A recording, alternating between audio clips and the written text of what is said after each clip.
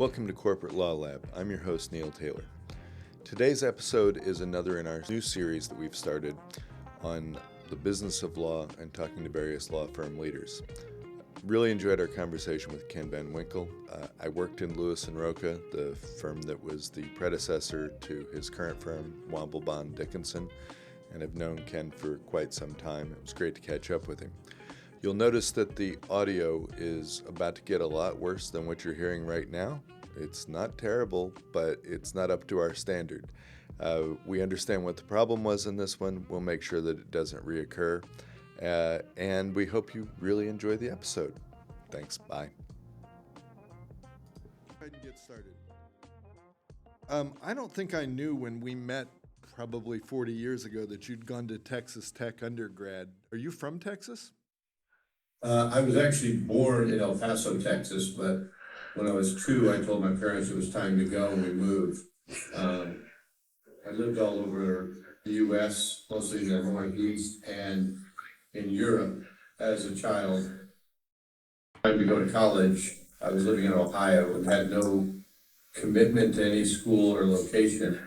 My mom was a mechanical engineer grad from Texas Tech, and gave me the old paper application in 1979 and said, if you don't know where you're going, why not apply to Texas Tech?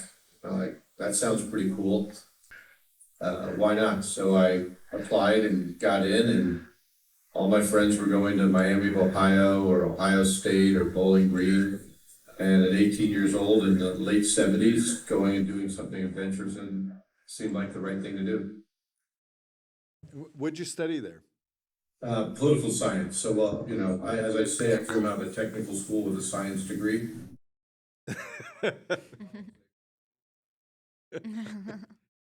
You get a Bachelor of Arts and a science degree. I have one of those too. Yeah. So, no, I always intended to go to law school, so political science was a natural. About midway through, though, I realized that maybe I might not do that. And a political science degree and working on the Hill or something like that didn't seem to be in my cards. So I did end up minoring in accounting as a fallback. I'm sure that came in more handy than political science. I don't know. Political science is probably a wonderful degree for us to have, although I think most of what I learned was about the Soviet political system that, 10 minutes after I graduated ceased to exist. Well, it was interesting. In tech, you had different paths you could follow, and one of them was law. And so, interestingly enough, a lot of the classes I took in my first year, I took as an undergrad at Tech. So I had already taken constitutional law, 2 semesters of constitutional law before I got to Tech. Got to Cincinnati. No fair. You're way ahead of the game. So, yeah, you said you had always intended to go to law school. Was UC coming back to Ohio? What was the attraction to Cincinnati? So I would spend my summers, Christmas holidays, everything back up in Cleveland. And so I always thought I would go back to Ohio. Sounds like a Pretender song, but my city was gone. A lot of close friends. I only spent a year at high school there. A lot of close friends still in the Cleveland area. I lifeguarded throughout college out on Lake Erie. During the summers, had a lot of friends. So I applied to law school in Ohio and one in DC. When I got into the law schools, which is pretty much everywhere I wanted to go, it came down to three reasons that I chose Cincinnati. Oh, maybe 4. Yes, I wanted to go back to Ohio. That's where my parents were, my brothers and sister were, but they were in Cleveland. I wanted to go back to Ohio. University of Cincinnati gave me a full ride scholarship. So free was always a good option for me at that point, since my parents didn't give me a silver spoon when I was a kid. My dad gave me plastic and said, you'll like it. And it works just as well. Georgetown and Case Western were very expensive. So even taking student loans and stuff didn't make a lot of sense.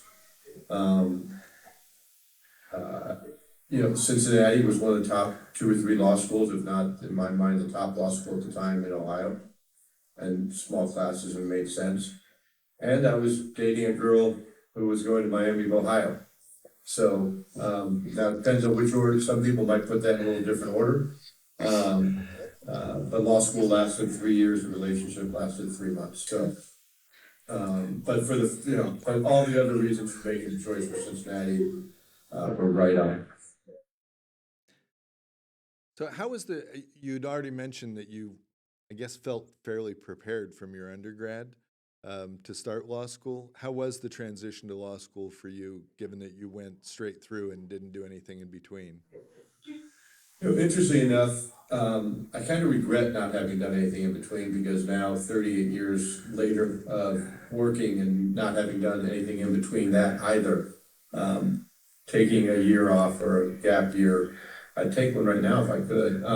It sounds like an option, but I was thinking about that question when you posed it to me. Well, substantively, I did not find the transition to law school all that challenging. Like I said, a lot of courses that were related. Structurally, it was a fairly significant difference.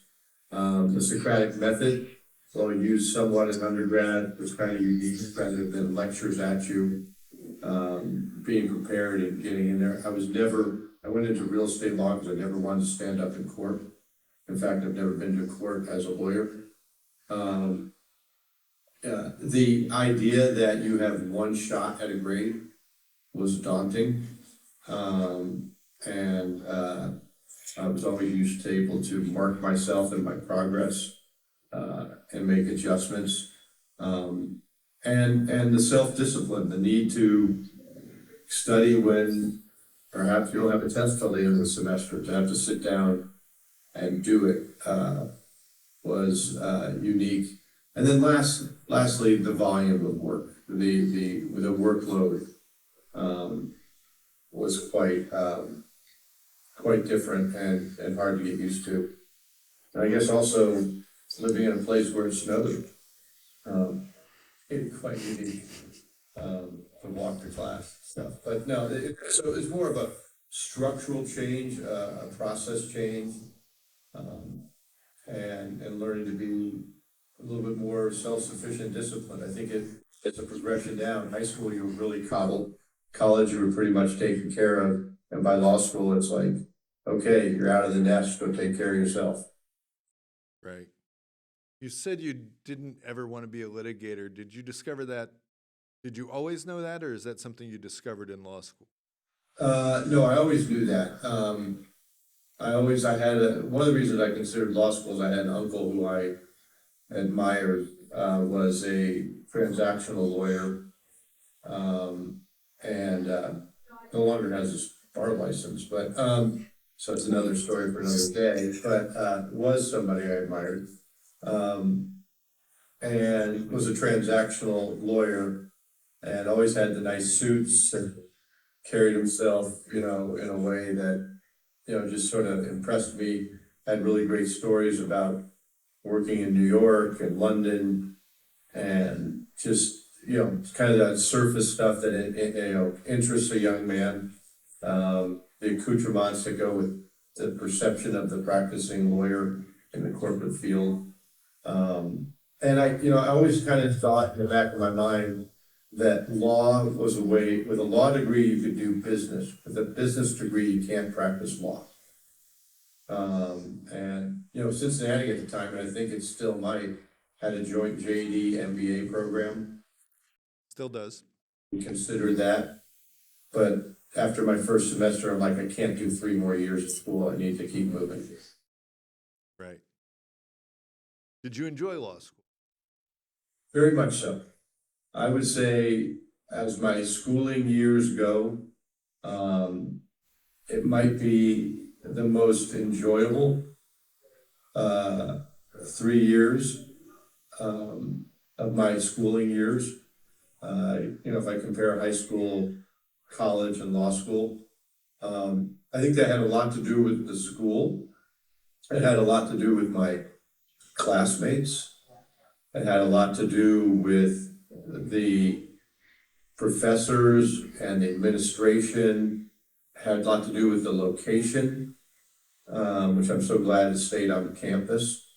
So for all those reasons, and it had a lot to do with the idea that I was now doing something that was really truly germane to what I'm going to do in my life. And since, as you know, Cincinnati by your third year had a lot of, seminar type classes, practical type classes, and I took advantage of those. Really helped out, but I still have longtime friends there. I'm gonna be back in Cincinnati in a few weeks. I still have peers and colleagues around the country that, like you, that I've been lucky enough to stay in touch with here and there. And a lot of successful alumni as well. So, yeah, it was and you know what? We had a good time. We worked hard, but we played hard. We got along well. We learned, and we graduated, and many people went off to very successful careers because of the place we were at, with good feelings about what had occurred. So then you went straight to Phoenix. I mean, at that time, Phoenix was experiencing quite a real estate boom. I got there 5 years later for the bust. Was that what attracted you to Phoenix, or was it Lewis and Roca? I mean, it's quite a change from getting, I guess you mentioned your feelings about snow. Maybe that had something to do with it. If you'll indulge me on this answer, because I just told this story, I chair Greater Phoenix Leadership here in Phoenix. I just told this story as a start to my intro of our retreat the other day about Phoenix and about a 23-year-old boy who made a decision to come to Phoenix, and 40 years later he's chairing the CEO Association. But I ended up at Phoenix on a fluke. But for all the reasons you just hit on in the end. I bartended at a bar across the street called Uncle Woody's. And in the fall of '85, two gentlemen came into the bar, Brian Goodwin and Marty Harper. And there was nobody else in the bar. We were doing chalk on the slate bar. And we started getting talking, and they were there in town for doing depositions. And asked me, we talked a bit, and asked me how I did in law school and I told them, and asked me what my plans were, and I said Chicago, Cleveland, and New York. Staying in Cincinnati was hard because I was not from Cincinnati, and Cincinnati back then was very parochial. And Harvey Cohen was number one in the class, so he got all the job offers, and number two fell behind. No, I had never, and then they said, well, have you thought about Phoenix, Arizona? I said, to be candid with you guys, I really don't even know where Phoenix, Arizona is. I know where Arizona is if you show me the map, but, I've seen Alice's restaurant, but I think that's Tucson. And they asked if I had a resume, and I actually did in the old school briefcase. I reached back and I gave them one. And they said, well, why don't you come out to Phoenix and interview? And I said, well, I haven't even interviewed with you all yet here. And they said, well, you have tonight. And why didn't you come to Phoenix? And I said, it's a long way to go. I'm interviewing here and there. It was, a buyer's market.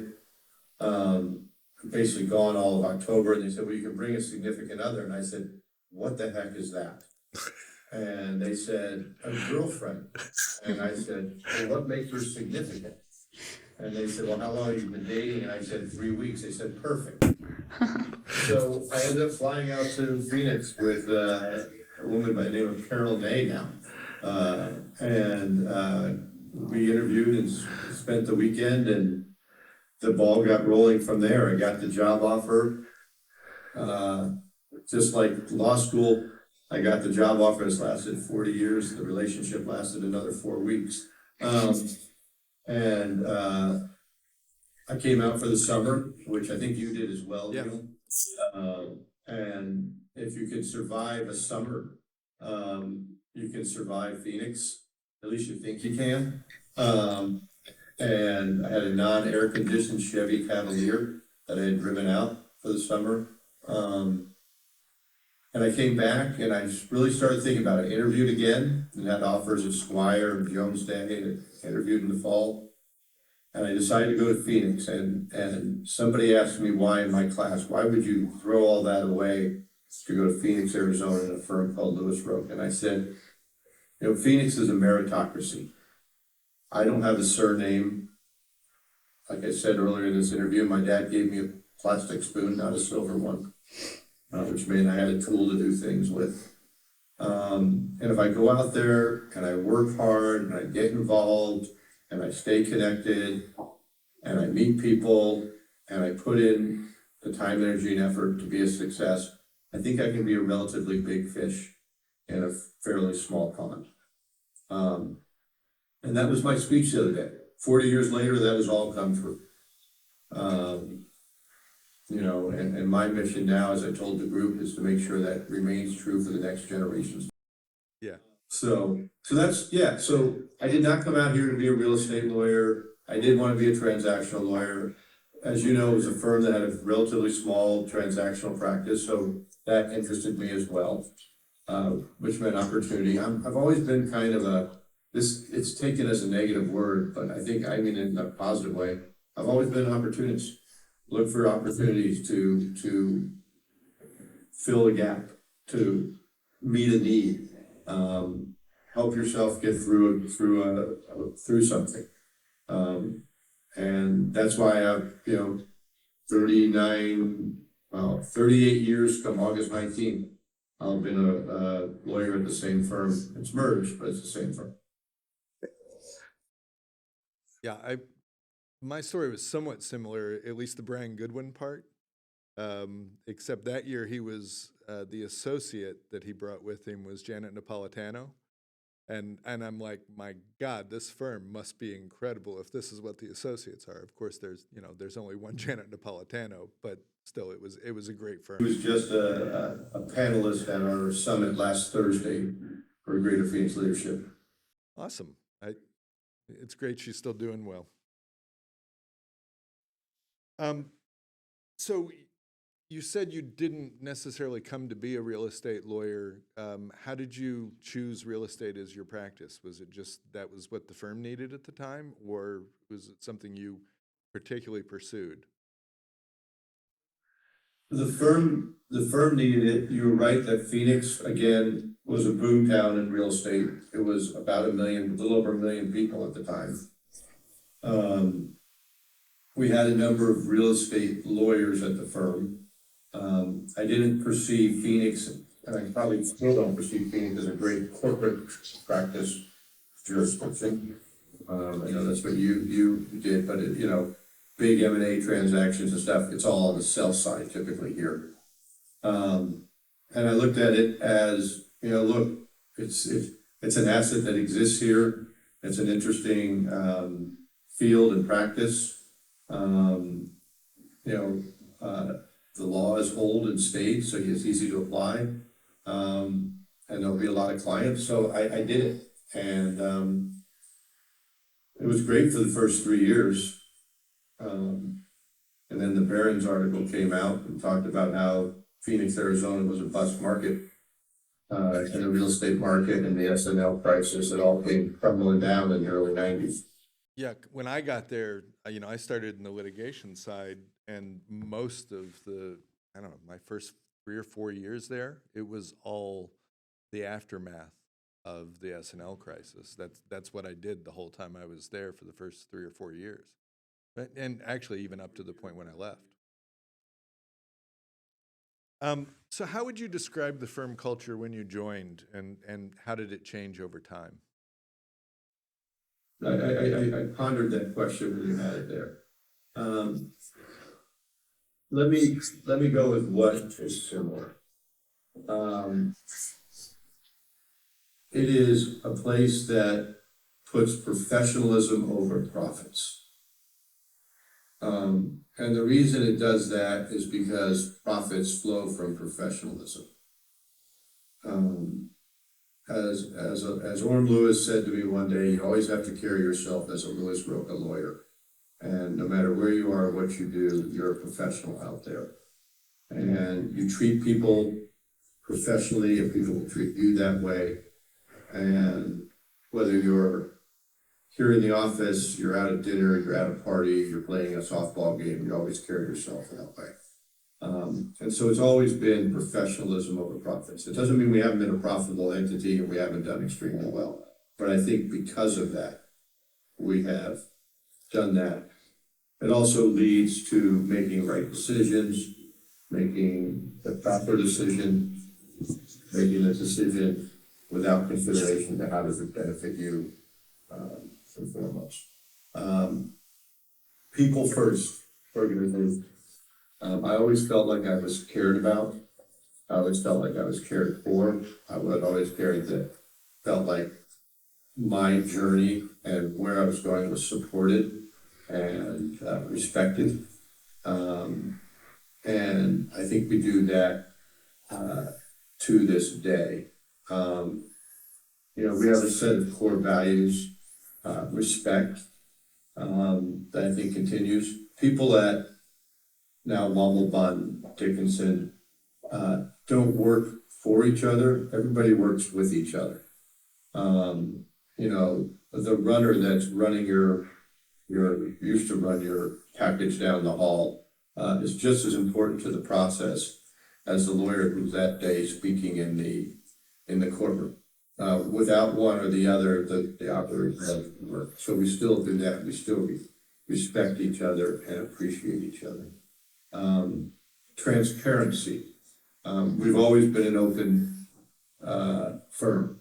Our associates, they don't know individual partners' comp, but our associates know where we are financially at all times, know how we're doing, where we're going, how the year is panning out, how much work we have, how much work we don't have, what clients we work for, what clients we don't work for. Individual personnel matters, people stays within management things, but it is a very transparent and open system. Opportunistic. People at the firm have the opportunity to succeed. They can find their watermark. They're given the fertilizer and water and sunlight to grow to where they want to go. The reality is in today's world, and if you go look at statistics, Neil, back when we were at, not everybody's going to be a partner at a big law firm. And the percentage isn't significantly different than what it was back in the day. We just didn't talk about it then. It's about 1 in 5 will eventually become a partner that starts here at the firm. Yeah, I remember having a conversation with you a few months ago where I said, how sustainable is it that you hire all of these young lawyers, you train them up, and then they go elsewhere? And you pointed out, well, hasn't it always, it's been that way for, 30, 40, I don't know how many years it was. And I was like, you're right. I was, I think, one of 16 incoming first years. And when I left, I think there were 3 of us left. 2 who went on to be partner there for many years. I went on to feed you guys work from the outside for a while there until I moved to Europe. But I guess that is sustainable. Do you think is that changing, or is in the business of law, or do you think it just will continue that way? I think it can continue that way. I think that's the reality of it is. But I think what's incumbent upon us, recognizing that reality, is that we help those that come through our doors for Womble Bond to either be their career or be a stepping stone in their career they look back on fondly. When I say that 1 in 4 or 1 in 5, what's interesting about that is rarely do those 3 or the 4, whatever number you want to pick that left, go to other competing type law firms to make a decision that they want to go to a Snell and Wilmer or a Fenimore Craig or Polsinelli, whatever it is. When they make a decision, And they're able to use what we've given them as a springboard into a public service or a social, job, an in-house job, a completely different career.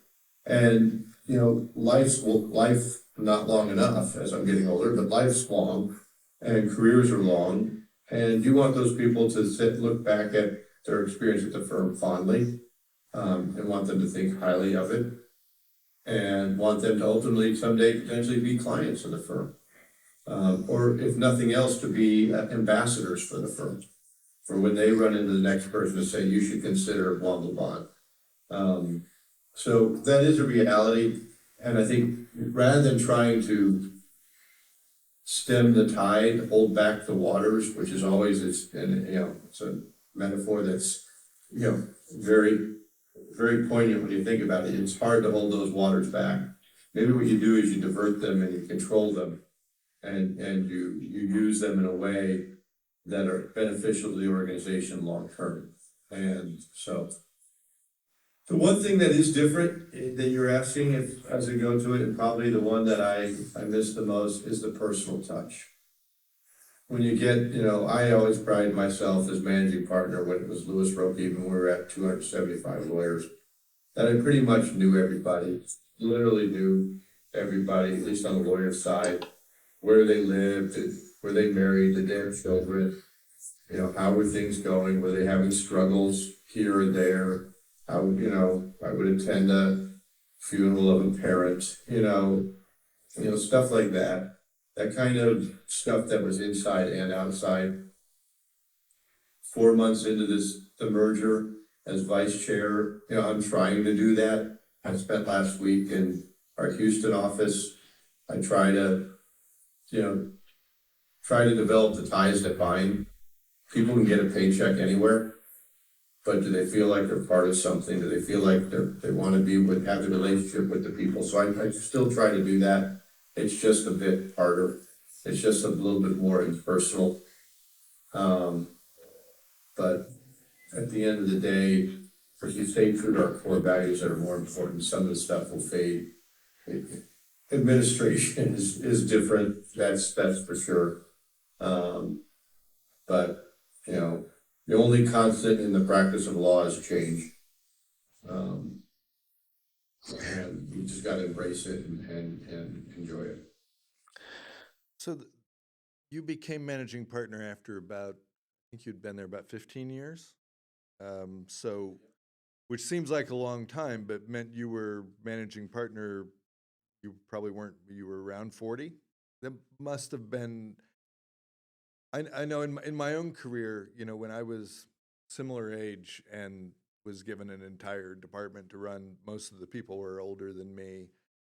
At first that was a little daunting, and I got over it fairly quickly. How was that for you, having people that had been your seniors, at least in age and experience, for all those years, and now you're the managing partner?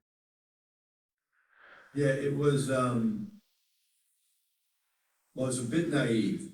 I really didn't quite know what it was or what it meant. We were a relatively small firm at the time. We were about 110, 115 lawyers, Phoenix and Tucson. And it came about because my predecessor decided he really didn't want to do it anymore. Didn't even serve a full term, Jose Cardenas. And it also came about because they knew I was looking to go do something else for my career. I wasn't going to go to another law firm. I was going to go kind of leave and go do business. Had a couple clients out there who had businesses and had opportunities for me, and I was talking to them seriously, and I was open about it because I wasn't doing anything to compete. Everything I would leave to the firm. So it wasn't, so I was open about it. And they approached me with the opportunity. And I did the same analysis I did when I decided to go to law school. As a managing partner, I can still practice law, but as a CEO, I can't. And I can do business as a managing partner. CEO, I can do business, but I don't practice law. So it gave me an opportunity to do both, a path that I had followed.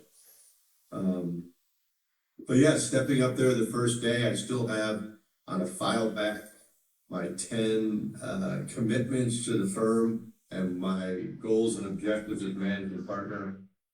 I'm not even, I should have said that because you'll say, what are they? But, you know, you know what? It's interesting, a number of them still hold true today. You know, develop the relationships within the firm, bring the firm together for the betterment of our clients and our careers, grow the firm, both not just for growth's sake, but to meet the demands of the market and existing clients and to ensure that people have satisfying careers as lawyers. So, you know, those were all kind of things I got up. And I remember that morning I had dictated it, and my secretary had typed it out. And the partner meeting was at noon, and it was game on. I put on my best blue suit and red tie, which would probably now be blue. I got out there and stood up and almost fainted, but got through it and kind of lived by those 10 tenets as I led the firm over the years, and immediately got to work. We immediately, by 2004, we were a year later 15 lawyers in Las Vegas. So we were on the move, and took over the Brown and Bain group down in Tucson. So I think getting to work and doing the work, and candidly, 04, 05, 06, early 07 were the boom years. I was, you know, I had the Midas touch.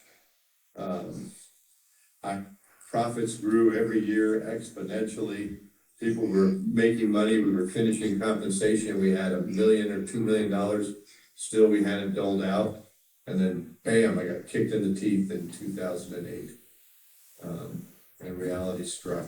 And it wasn't because you weren't as smart as you were in 2007, right? I said it wasn't, you didn't become dumb overnight. It's just the market happened, right? Yeah, I didn't become smart overnight either. Which was how it went there. It was amazing when we were doing stuff in 06 and 07 with money. It's like, how much money can we make? We found out you can't make that much and still have an economy that rolls on. Yeah, when the financial crisis hit, I had just joined Millicom, which had been growing 40% year on year. You know, and then we started to grow 10% year on year, and everyone was like, "Oh my God, this is horrible!" And I had been through the tech downturn at Avnet, and I'm like, "No, horrible is going from 14 billion of revenue to 8 in 1 year. That was horrible. You know, going from 40% growth to 10, we can handle this."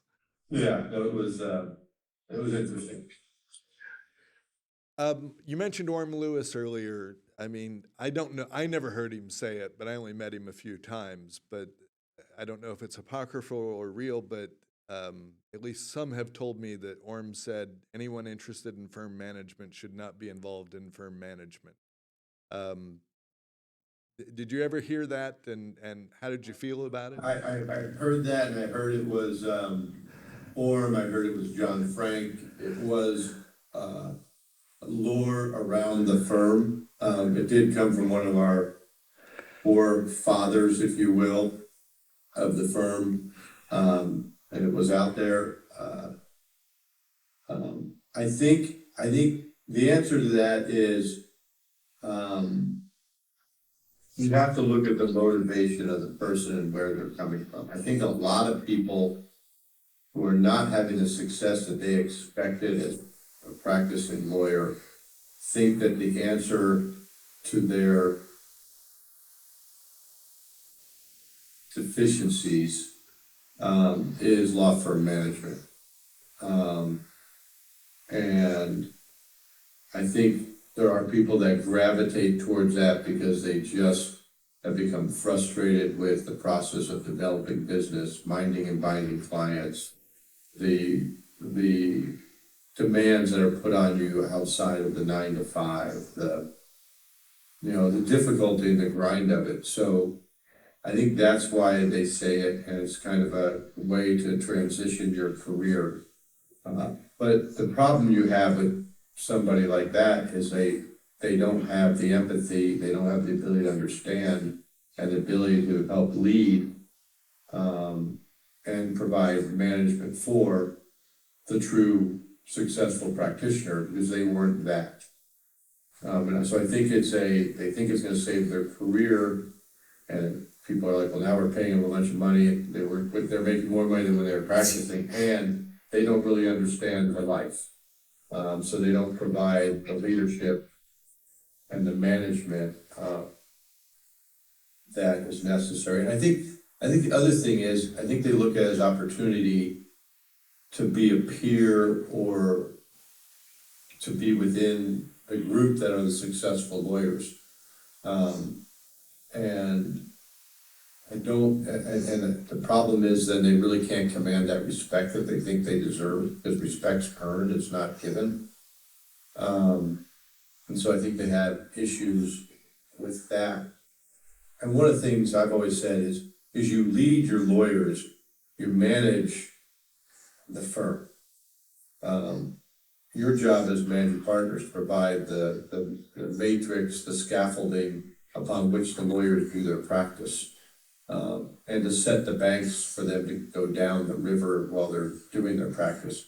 It's not to manage them day in, day out. We're a bunch of independent, smart people. So you help lead them, you advise them, you counsel them, you coach them, you make them aware of best practices and hope that they will, and you lead them that way. You manage the HR department and the marketing department, the tech department, and the finance department. That's what you manage for the benefit of the lawyers that you're leading. And I think people who haven't practiced or who just want to go in to create respect for themselves in a position tend to not get that right. Federica, I'm going to let you jump in here with the few questions. Yeah. So hello, Ken. Thank you for being here with us. I have a question on your leadership style. And in particular, you mentioned that you value that kind of personal touch that you try to bring to your leadership style. And you mentioned that it's more difficult to implement nowadays than in the past. And I was wondering, how much does it still affect your leadership style and the way you think of yourself as a leader? So I look at it as a sliding scale over my now 24 years of leadership within the firm. I still, for the first few years of being a managing partner, worked in the high 1000s practice, and it was at that size, and with the management part of it, it was a relatively part-time job, 25, 30%, 40% of your day. The annoying thing is the tugs on your time. Partner upset, client needs attention, which one do you give the water and fertilizer to? And you're constantly back and forth and addressing okay, wait here, no, wait over here, okay, I'm back over here. So over time, you naturally have to transition a practice as a firm grows and have the scale slide down. Over time, it's become 80, 85, 20, 15 towards the leadership management side of the practice.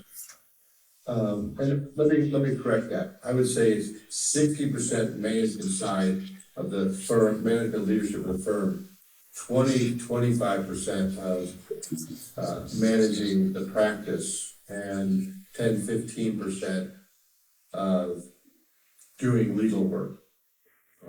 Interesting enough, the practice that I'm responsible for and help manage is much larger today than it ever was when I was a practicing lawyer.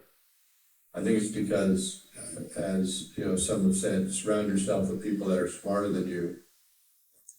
Introduce them to people who can do the work and help expand and grow it. So I've become an advisor, counselor to my clients that I'm responsible for. I help structure deals. I help give them advice when they're in a pickle. I help craft arguments. I attend meetings when I'm asked to attend them. Uh, I just handle, I usually have one or two matters on my desk that clients say, if we're gonna send this over, you have to do it. But they know that I have a team of 10 or 15 lawyers that work around me, that can get the work done. It's I always say at comp time, it's a statement against interest. I don't think I could walk out of Womble Bond today and take all the business that I built. And I wish all of our partners could say that. The clients are institutionalized, the clients have relationships beyond me.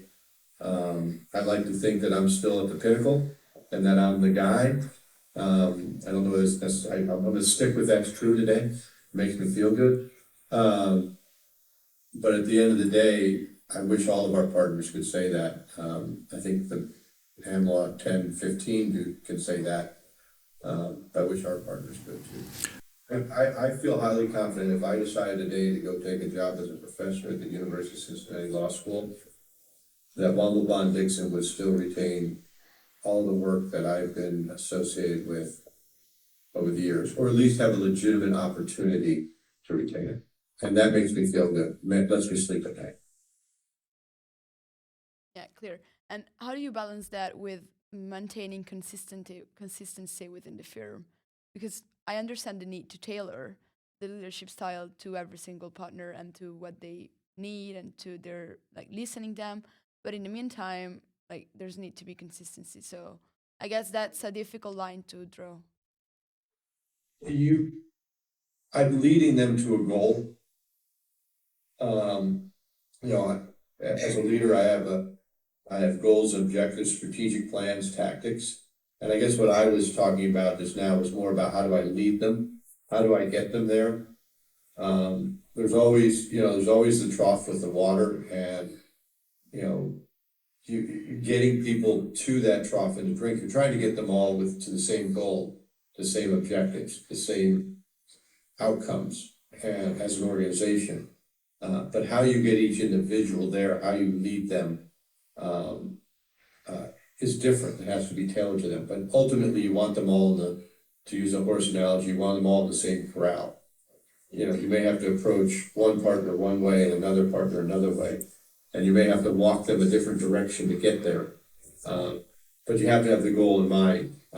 But approach it in a way that's tailored to them, because law school, we didn't teach you to be working groups and teams and be part of an organization. We taught you how to study on your own, how to do things on your own, how to compete with the person down the hall, down the 2 apartments down. So everybody comes at it. You ask somebody, to argue, to win that case, you're gonna get 10 lawyers to come at it 10 different ways, but the same goal. So as a leader, you have to always have the right goal, the right objective, the right end game, or the end game that you're trying to achieve, but you have to get people there different ways. When we did the merger with Womble Bond, I had 80 partners, I had to get 75% vote. So I had to go to 80 free agents and recognize what is their hot button, what is their difference, what's important to them, what's gonna get them to yes. At the end of the day, I needed everybody to get to yes. And I had 79 out of 80 votes. But I did a lot of horse trading, a lot of structuring for each individual, and a lot of commitments that I'm reminded of to this day to get there. So you still have to have, as a leader, an objective. You have to buy into that objective, but getting people there has to be tailored. When you had those conversations, and you went on a growth trajectory at the firm during your time as managing partner, you mentioned starting the Las Vegas office, but then you did 2 larger mergers with a Denver firm and an LA IP firm. Am I right? Yeah, and we did a big merger in 07 in Vegas with 50 lawyers. Right. how how much was culture predominating those conversations? How much of it was geography? I mean, as you kind of teased out what your partners cared about when you were looking at that expansion, um, was it just bottom line, or were there other factors that predominated over that? So I've always looked at, as we've grown, providing lawyers with the opportunity to have successful careers. And that means, professionals, having interesting work for interesting clients, working with other interesting people, a place that they want to go up and down the elevator every day. They want to come back the next day.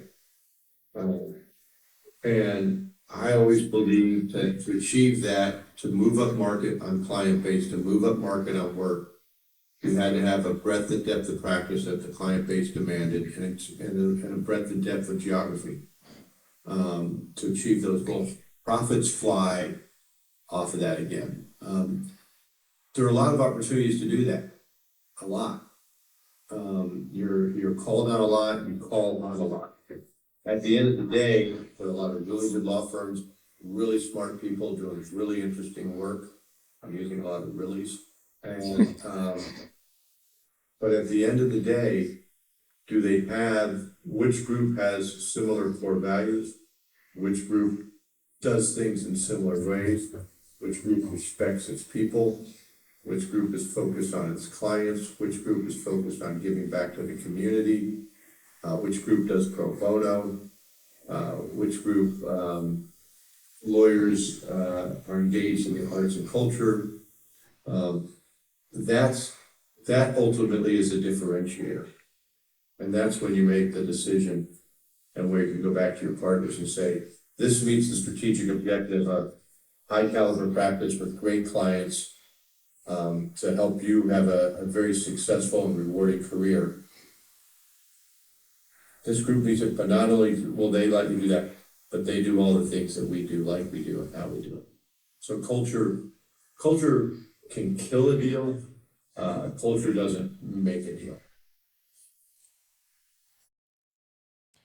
Going back, Ken, to the things that they teach us in law school and to any advice that you may have for future lawyers, what are your thoughts on AI effects on future lawyers starting their career, and how much do you think that the use of AI could prevent them from developing like the skills that a lawyer needs, or on the opposite side, how much can it help them to become professional lawyers? Well, I'll start by saying TBD. I'll give you my thoughts. It's a statement we used when we first had computers. When I first started using computers when I was a teenager in high school, very basic, and there was a statement called garbage in, garbage out. GIGO. And I think with AI, we still have to have put input into, at least today's AI, we have to give it the prompt. We have to tell it what we're looking for, what we want. And if you don't know what to put into it, the right thing might not come out. And if you don't know enough to begin it, the hallucinations and things that come out of it might be inaccurate, and you don't know that they're inaccurate. So that's the problem. But that problem has existed with technology going back forever. I think there are a few things that I would encourage young lawyers to do. I acknowledge that they're going to use it. I use it unintentionally when I do a Google search now. My response pops up and I just read that. But I know enough to say that doesn't sound right or it does. I would spend the time studying on the side. Law school is a good place to do it. Reading, understanding. I would come to the office as much as you can to spend that informal time hearing two partners talking in the hallway about what's important in an indemnity clause, or why that contract caused them problems in the end, or how would you craft this provision, or how would you make this argument when you're standing up in court? That informal, old school phrase, water cooler conversation, the standing in the hallway, you're talking to another associate, the partner walks out and goes, no, you try this. I would do everything you can to learn the substance and the procedure on the side, such that when you use the tools that will help you be more effective and efficient, you know what to put into them, and you know how to evaluate what comes out of them. And the lawyers that do that, the lawyers that develop the knowledge base in that regard, and the ability to advise the machine, evaluate what comes out of the machine, and advise the client, which is what we really should be doing, not drafting documents day in, day out. It's still gonna be successful and still gonna have a career. Yeah, in my experience, and I don't know if this will change, but I think it's where we are still now. If I ask the AI a question about something I don't know very much about, I get what looks like a very plausible answer. If I ask the AI something in depth on something that I feel like I know quite a lot about, I'm rarely impressed with the answer. It might not be impressive to you either, but you won't know. Right, exactly. If I had been an expert in that field that I was asking the basic question on that I know nothing about, if I'd had an expert sitting there, they may have said, well, not exactly, but it's in the game, it's in the ballpark, but it's not. What I've said, we now on the real estate side, we used to, if we were buying a shopping center, there'd be 25 leases. And the associates would sit in a huddle and they would read those 25 leases and abstract them, pull information out. So they'd learn what was in a lease, and they would see what they thought was good language and bad language. They would see where there were mistakes made, et cetera. And they would learn from that so that when they draft a contract, they would have it.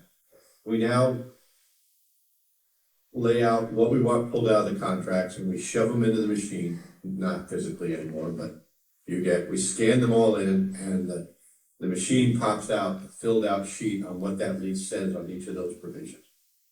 Well, guess what? You still have to proof that, because it doesn't. And what I've told our associates is, look, let me make a decision on the building. When you're proofing that, I want you to this day, to still read that lease. And I want you to learn from that, because I want you to be able to identify where it's wrong and where it's right, and you in the future to be able to ask the right question. And if I've got to write down your time because it was education and training, I'll do that. But let me make that decision.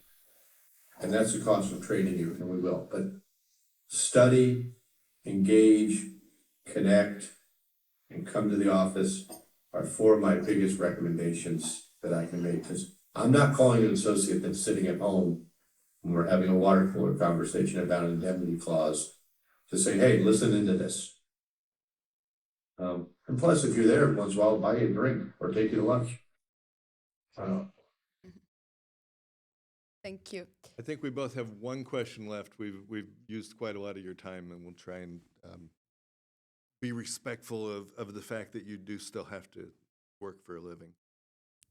You still choose to 14 work. days starting tomorrow morning, so I got to go get some stuff done. Yeah. Okay. My last question for you is, what is the best piece of advice that you ever received that you would feel like giving back to future lawyers?